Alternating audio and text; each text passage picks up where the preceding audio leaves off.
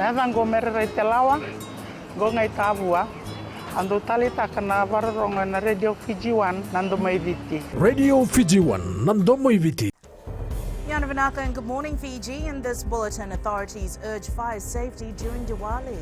Police beef up operations. And Fijian peacekeepers applauded for bravery. From the studios of FBC Suva, Jackie Spade. The National Fire Authority is urging Fijians to celebrate Diwali with caution to ensure there are no fires. The NFA says there is usually a spike in fires around this time and that Diwali is still to be celebrated safely. Edwin Nunn reports 2019 has seen 106 fires causing $8.3 million worth of damage. There were 33 structural fires between September and October, causing some concern for authorities as Diwali approaches. 162 families, they became homeless with these 33 structural fires. The total cost of damage from these is $2.3 million, and electrical fires account for just over 35% of all incidents so far this year. Substandard electrical appliances are coming to the shows, and as consumers, when we buy these electrical appliances, we are not aware of its safety and the quality. And the second reason, again related to electrical, is the type of tradespeople, unqualified tradesmen. The National Fire Authority has warned that based on past trends, Diwali Day itself isn't the only threat to fire safety. During the Diwali night, normally the fire is very less. But after the Diwali, when they start to use these firecrackers and all this, that is when it escalates. In the last 5 years, there's been one house fire every Diwali, and in 2019, a life was also lost. Edwin Nund, FBC News. The Fiji Police Forces beefed up operations leading up to the long weekend. Chief of Operations ACP Abdul Khan says their strategy is to rotate and reposition checkpoints to ensure that all locations are covered. Sanyani Boiler reports the force wants to create a safe festive atmosphere for Fijians. The police presence will increase on our roads and communities during this long weekend. And you will see it may not be their checkpoints as usual at a particular place, that they will move the checkpoints, and there will be more snap roadblocks that we will be doing as well during this operation here and the weekend. ACP Khan says they've also put in place a strategy based on the feedback from communities, especially during curfew hours. Now we are relocating the checkpoints, the positioning of the checkpoints that we are doing, as we have been receiving complaints from the community as well that there are certain areas that the people were still moving around during the curfew hours. That is why we're reposting our operations on the ground. There should be more of police doing patrols. I thank the police for the efforts so far. I wish them well as they work to ensure that Fiji is safe this festive season.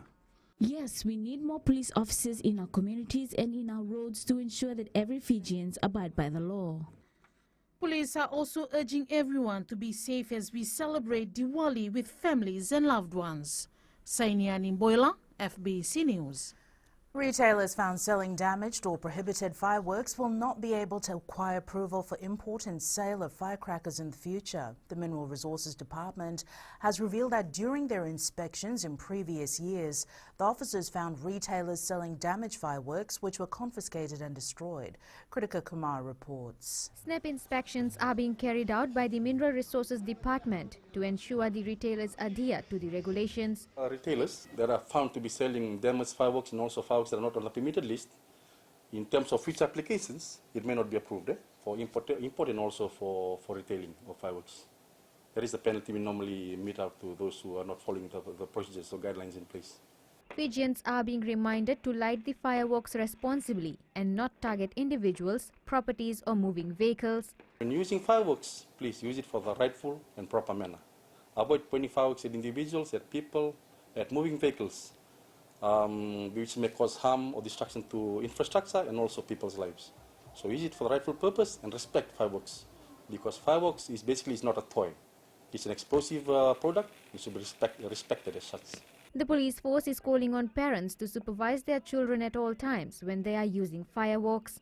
The rules that have been put in place, that they need to respect that, and also the kids that will be playing with firecrackers, they need to be supervised as well. Fireworks can only be used between 5 p.m. to 10 p.m., while authorities have allowed an extra 2 hours on Monday, which is the designated public holiday for Diwali. Kritika Kumar, FBC News.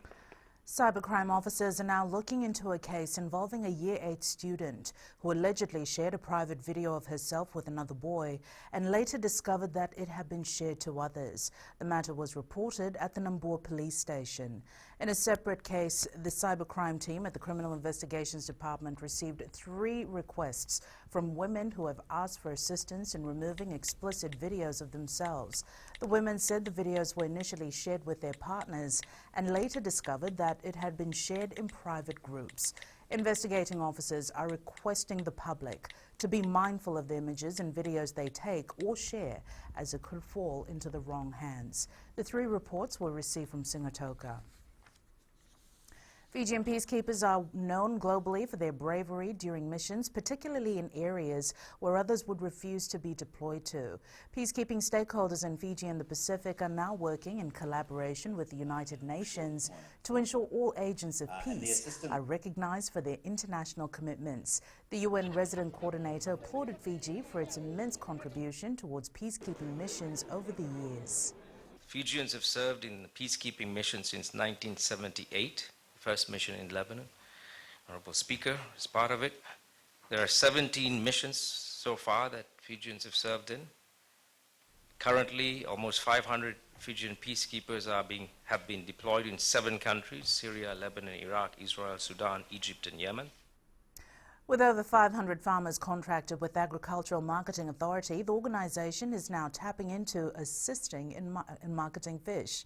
Chief Executive Alvin Sharma says their teams have been visiting rural and maritime areas in the past few weeks and found that most Fijians are interested in commercialising their catch. Stepping out of its mandate to enable the purchase of fresh produce between suppliers and vendors, the AMA has expanded its services. The AMA team just in the last 2 days has been visiting Kandavu as part of a scoping trip. So they found a good supply of root crops and fish, and for which we'll have a follow-up trip to Kandavu in a fortnight's time, where our buying team will be going to buy. A new 100-seat amphitheater is being built along the riverbank in Singua Town. The Chinese government has provided $90,000 to complete the project. The beautification project is designed to attract tourists while also providing space for concerts, civic events and river sporting events. And all this will generate revenue for Singua Town Council. In fact, the idea of amphitheater is a great one. It will assist in revenue generation for the council, but besides that, it is good for the tourists. Up ahead, Fijians ready to fly in France. And Lambasa targets another football title.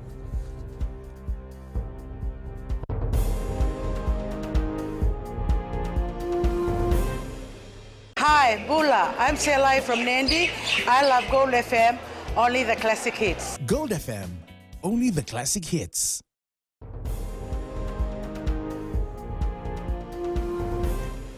The Flying Fijians are just 4 days away from its first Autumn Nations Cup match against France. Head coach Vern Cotter has made his intentions clear ahead of his first assignment. Cotter believes structure is good for Fiji, but sometimes we have to let the Flying Fijians play their natural game. Fiji will play France at 2:15 a.m. next Monday. We need to have structure, but not too much structure. These players are the most instinctive players in the world, and we don't want to curb their instinct. We just want to have certain plans that we know that we can get the best out of the quality of these players and know that we're not going to get into trouble in certain parts of the game in our half or with our set piece. The players are very aware, so they are focused on improving, and this team wants to be the best Fijian team ever. Suva youngster Daniella Sandrumu has come a long way since making his debut in round 1 of the Skipper Cup competition. The 20-year-old, dubbed as the White Shark, has been making headlines throughout the Skipper Cup competition as he heads into his first Skipper Cup final. The former Rato Kandavu level school student says he will never forget the experience of playing his first provincial match. The Wailevu Maduwata native has been named in the Suva starting lineup in the final against Naita Asiri at ANZ Stadium at 6 p.m. tomorrow. The experience this year was a very good one because of the many overseas best players were playing for the local competition this year. It was a very good experience. It will be a battle of two champions in the first round of Fiji Fact as Lambasa takes on Rewa at the ANZ Stadium. Lambasa, who are the IDC winners, will face Battle of the Giants champions Rewa in their opening group clash. This will be a tough match for both teams, particularly for the Mambasing Alliance, who wish to start on a winning note. Speaking to FBC Sports, President Riaz Khan says they'll take each game as it comes. The coach is preparing for the first game at the moment against Rewa. So we're hoping to do well here in the stadium. In the two remaining games, we'll see as the game comes.